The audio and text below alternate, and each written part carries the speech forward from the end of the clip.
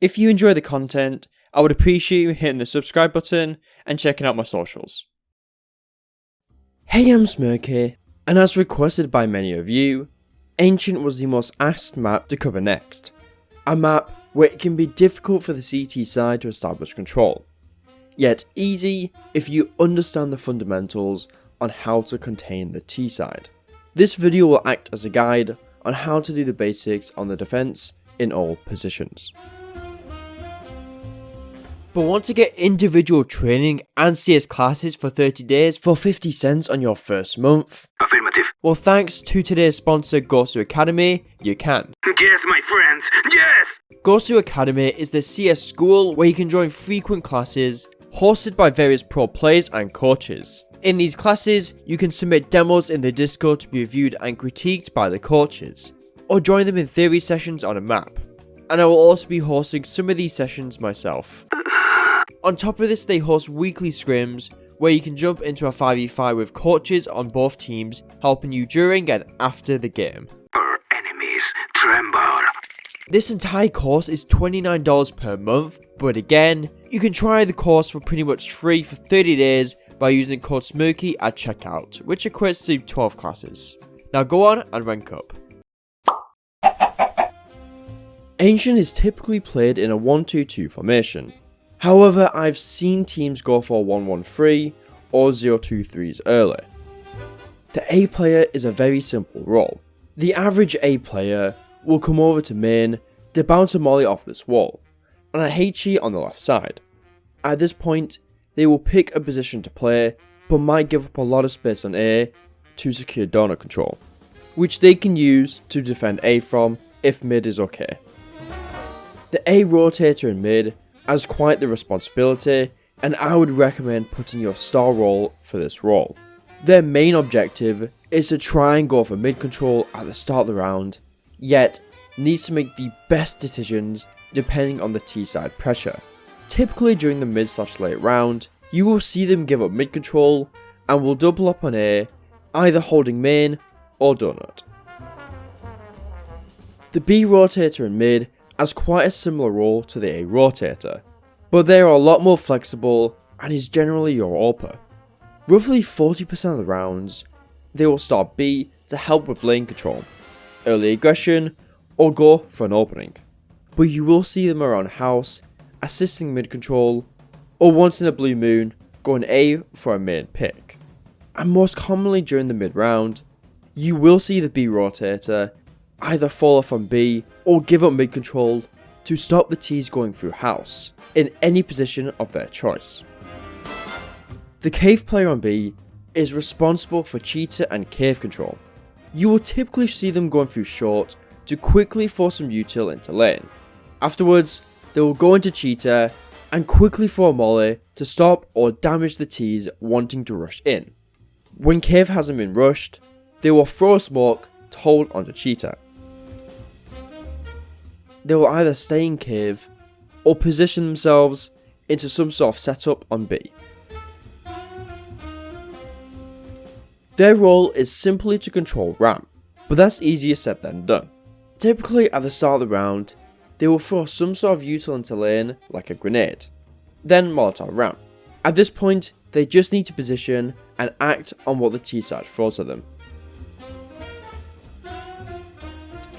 Starting with the A side player, when watching these players, I've noticed this player will tend to throw an elbow into smoke, making it easier for the mid players to control mid, and also the B rotator might do it if you can't for some reason. I'm not going to show these spawn lineups as Nart has already covered it in a video, which I'll leave in the description. So what does the A player throw at the start of the round?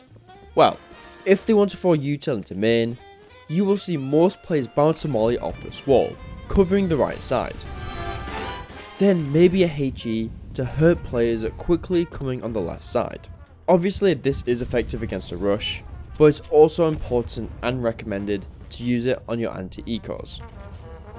However, there are scenarios where the A player doesn't go main at the start of the round, and instead goes mid. This could be seen as a flaw in defense, since nothing main could signal to the T's the A site is empty, which is probable. but you can use that to your advantage. At the start of the round, if you decided to go straight into a position on A without throwing any util, it could make the teams think that no one's holding A, where actually you are. Or your AWP could be posted on main. But what about positioning? Well, one of the most common positions A players tend to go is headshot. Most players will tend to juggle main from this entrance, and if they need help, the A rotate player can assist from either donut, temple, or CT.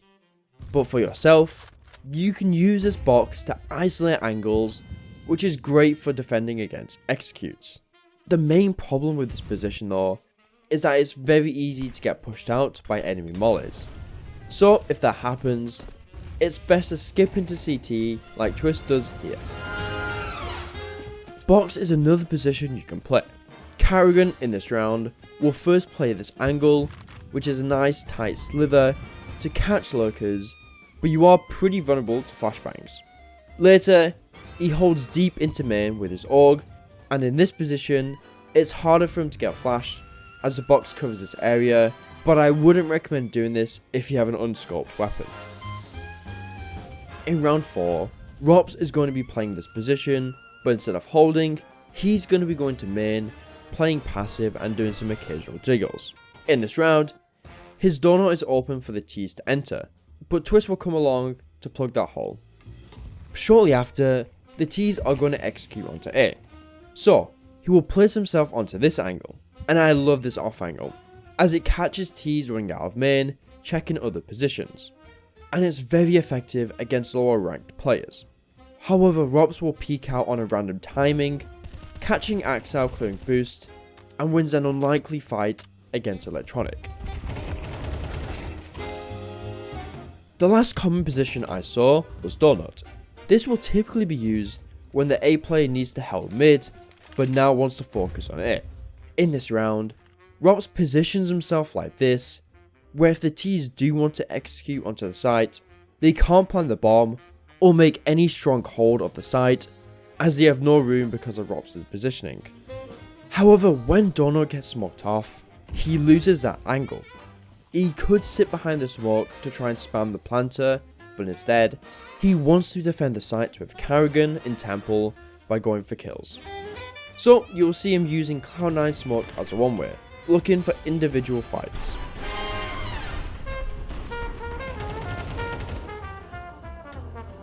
Alternatively, you could position yourself a bit close where you can fight T's ring out of main, but do be aware this is a pretty common position. But since he's so close to the site, if the T smoke donut, it's pretty easy for him to run out, like we saw from Rops.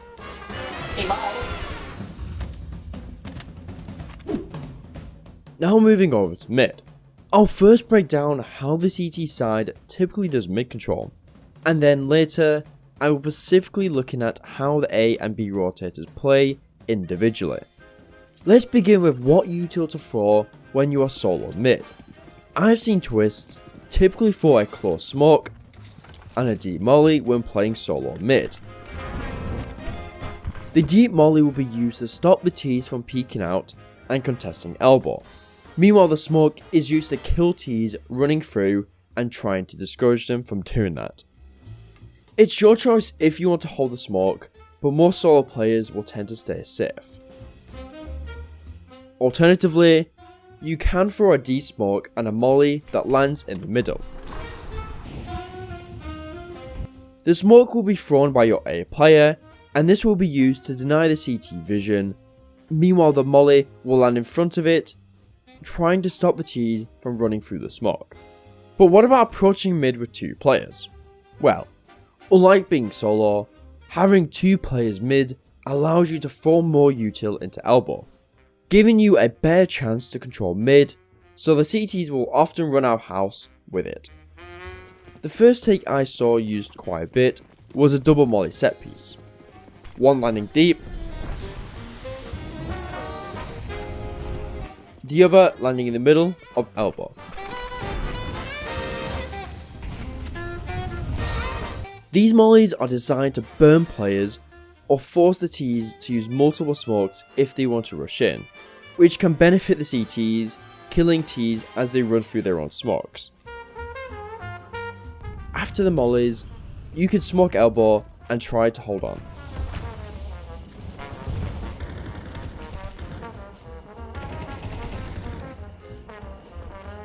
Another common take I saw was a deep smoke from spawn, a molly that lands in the middle of an elbow, and a close molly.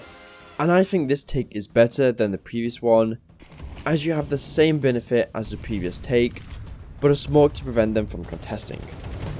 If you want to know more takes you can use, including takes for solo, duos, trios, or even 4 players, you can find different mid-ancient takes that I've showcased in the description. A common problem you will come across as a mid player are those house smokes. You will see the house smokes in most rounds, and isn't typically something you want to run through if you are solo. However, there are some ideas you can do if you are solo or have a teammate with you. So let's take a look.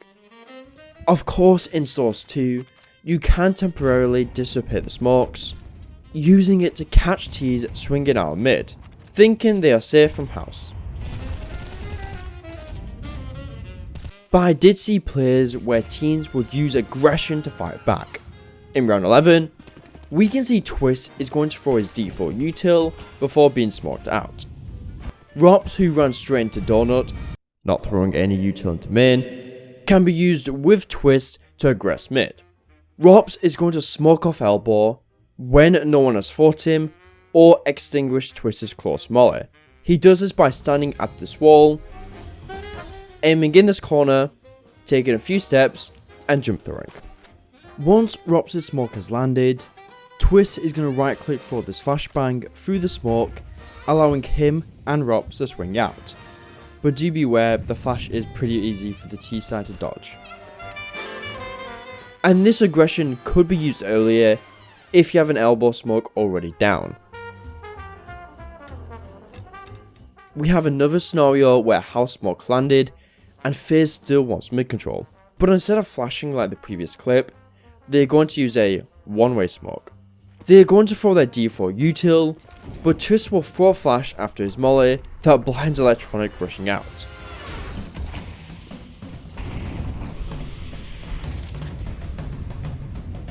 Karrigan stuck behind the house smoke throws his own one-way.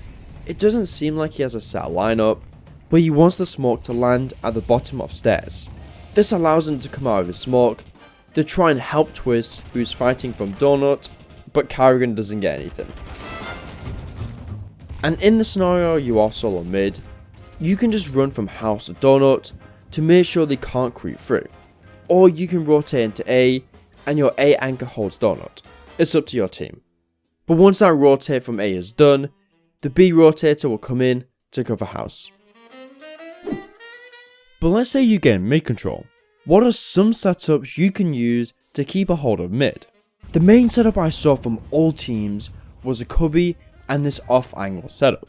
The cubby player will be watching elbow and will re-smoke it when it starts to fade. And he can use the wall to block enemy flashbangs. Meanwhile, your off angle player is watching for players coming out of ledge, but you are very vulnerable to flashbangs. And this setup is pretty strong if you have an up holding cubby, as you are not relying on smokes to control elbow, but in this round, FaZe are going to force their way into mid with Util, blinding some Pice and Vladin, forcing them out of position. Some Pice will try and go for one shot, but misses.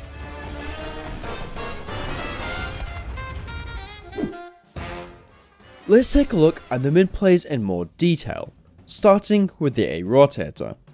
The A Rotator in the majority of the rounds will start mid and will later come to A to ensure the Ts don't have room to sneak in. But when does the A Rotator come to A? Well, obviously the A Rotator should move to A if the Ts are pressuring, as you are the A anchor's only help for the time being. Another scenario is if the A site is empty. This may happen if your A player is helping you with mid, but since A is left open and you have taken mid, you can come back to hold site. Now when you rotate A, how should you position yourself? Well, either the A Rotator will hold donut, or he will bump the A player into A and he will hold site. In the scenario you want to hold the A site and push your A anchor to donut, you can review the positions I covered in the A section of the video. But if you want to hold donut, one of the best ways is to juggle it with some piece of util, best a smoke. With this, if you spot a T, it's very easy for you to either smoke the entrance or throw it at your feet to prevent you from being isolated. In this round, we can see Vladden is juggling, but when FaZe throws a molly to clear donut, he throws his own at the entrance, and then a smoke to prevent entry. But when the smoke starts to fade, he will slowly fall off to put himself into a position he's more comfortable.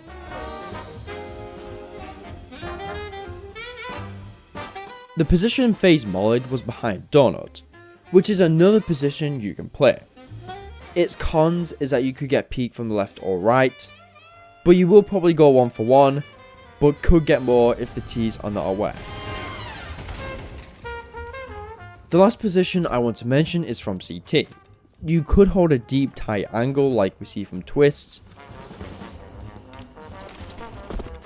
or you could give yourself an off angle behind headshot. But in this round, twist does get smoked off, so you could do something like this. Now that we've covered the A rotator, let's look at the B rotator. Depending on the type of B rotator, you'll see this AWP roll start somewhere between 40 to 60% on B, and the other percentages on mid or sometimes A as a surprise.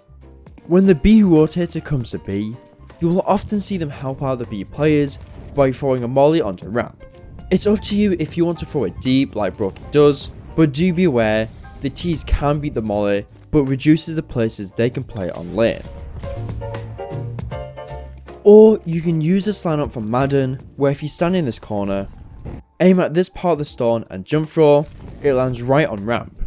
And you can see in this round, forces FaZe to pause until it clears. Okay, so we know the B rotator may throw a molly. What else? Well, in terms of positions on B, a lot of AWPers tend to go long due to its advantages with range, but also allows them to throw lane util, and we will look at that in more detail in the B pushes section. Alternatively, you can peek ramp using short to catch fast T's by surprise. However, you are very vulnerable to flashbangs, but can easily fall off if needed. In this round, Brokey wants to search for a peek, so you will see him slowly move over to long, hunting. However, if you do want to be safe from flashbangs, consider playing on site, where you can use the pillar to prevent you from being blind. And you also have an easy retreat inside of cave. In this round though, when nothing presents itself, Brokey will move over to hold cave. If you are fast on the trigger, you could hold ramp from this tight angle like we see from some Pious, but it can be hard to hit your target if they are running or they are not walking. And also make sure you have someone in cave so you don't get shot from behind. On some occasions, the open may want to switch it up and go for an opening. So I want to showcase some openings you can take.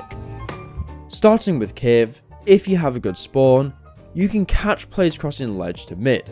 In round 12, we can see Brokey is going to make his way in with Rain in front of him. But unfortunately, as Brokey peeks, the opportunity passes. If Brokey had Rain's timing onto cave, he would surely get the kill. This setup is great because if Brokey misses or gets the kill but more T's flood in, Rain is here to help and can catch him by surprise. Another common opener is from box. This position is great as you have a nice deep angle into main, ready to catch T's carelessly running out. In round 23, we can see some Pious is going to go for the same peak, earning the kill onto Carrigan. Immediately after shooting his shot, he repositions the temple, making it so he can't get isolated at box. Unfortunately, when he does go to temple though, he tries to take the angle onto main, but he's also trying to dodge FaZe's flashbangs. This leads to him unscoping, allowing FaZe to overwhelm him. If you want to play this a bit safer, you can take your shot, and if you feel like it, you can try this angle. If not, you can position yourself like this, where again you have the option to fall off. If you want to know more about how to play as an AWP on Ancient, check out this video I did on device. The B site is a difficult area to control if not done correctly. The limited angles on the site allows the T side to very easily execute and get the bomb down. But a way to help prevent that is lane control and how Util is thrown. The most common opening Util I saw on lane was this, where double nades are thrown, destroying players' HPs, running up lane.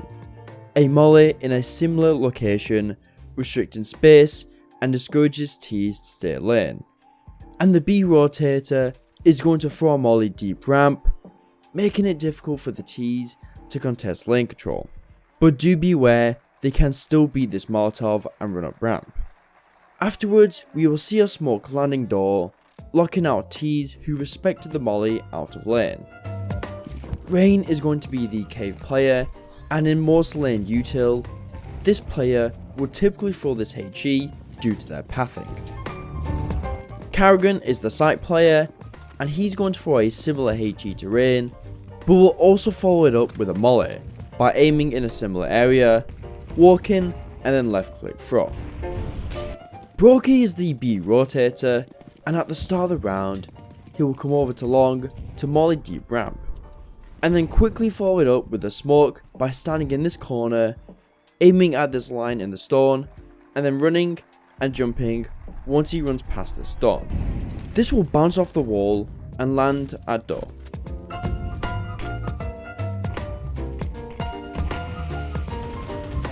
And you can also do a similar take with two players, which is by far the most common set piece I've seen for 2Bs. But if you are the side player, you will need to use the same nade, except instead of following it up with a molly, you molly ramp. Meanwhile the cave player uses the same HE. Let's get more specific on B, starting with the side player. On B, and in CS2, I've started seeing this smoke become meta. This smoke can be a real nuisance for the CT side. As we can see in round 19, Hobbit sees the smoke landing in front of him, but he doesn't know if the Ts are using it to creep up ramp. A common reaction I've seen from Ence is that if they see the smoke landing on site, the site player in this round will make their way into cubby to make sure they have info if they are coming up ramp. Now, do be aware you could get isolated from this position, but if you throw a close molly and have a rotate player on long, throwing nades and spamming the smoke to make it awkward just to sit there, it should make it a bit better.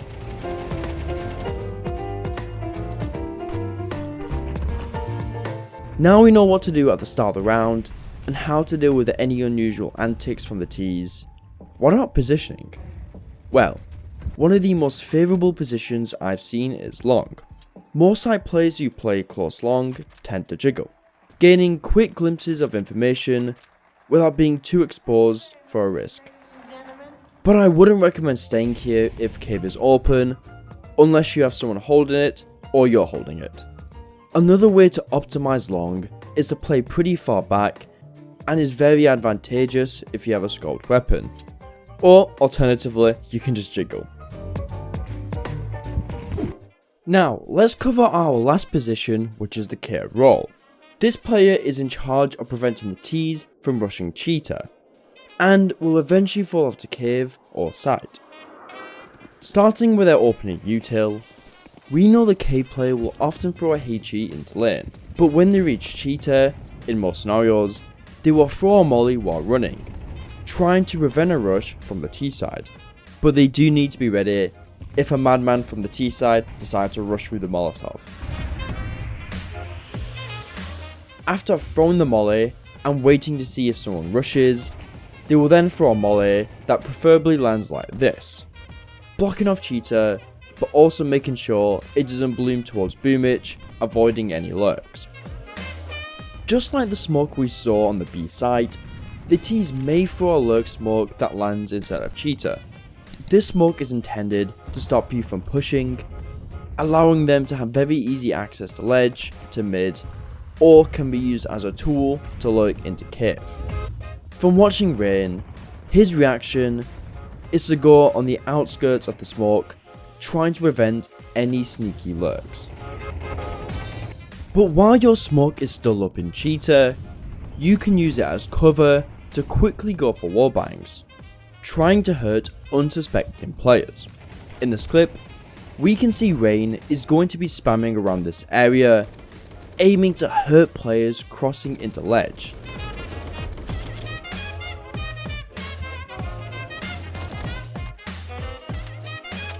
And you can stand in a similar spot to spam players in elbow.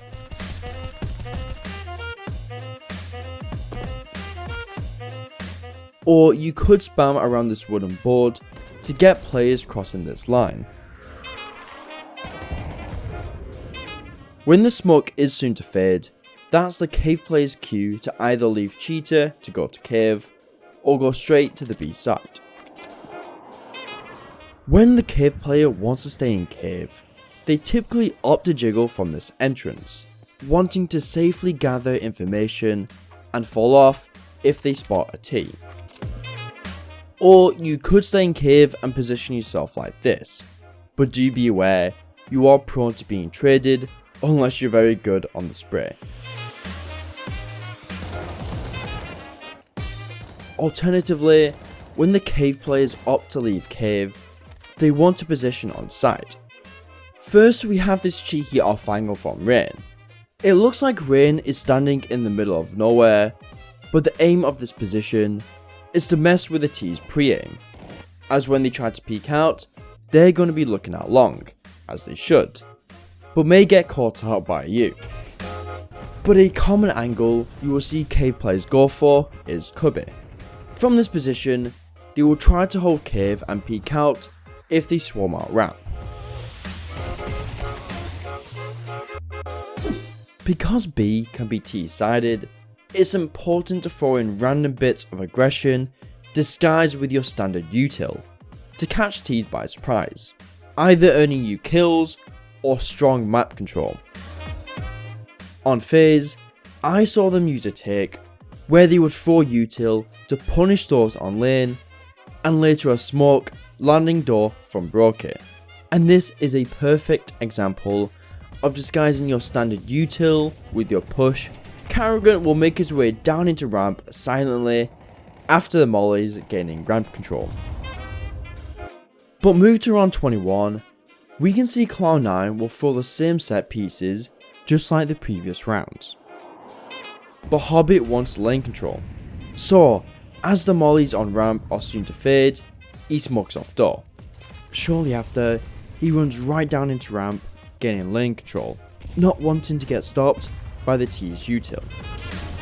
And lastly, you will see B players take advantage of rounds where the T's are packed up in an area like mid, like snapping round 21, where FaZe are going to heavily pressure mid, so he will walk down ramp and get Rain. Once again, easy opening at the start of the round.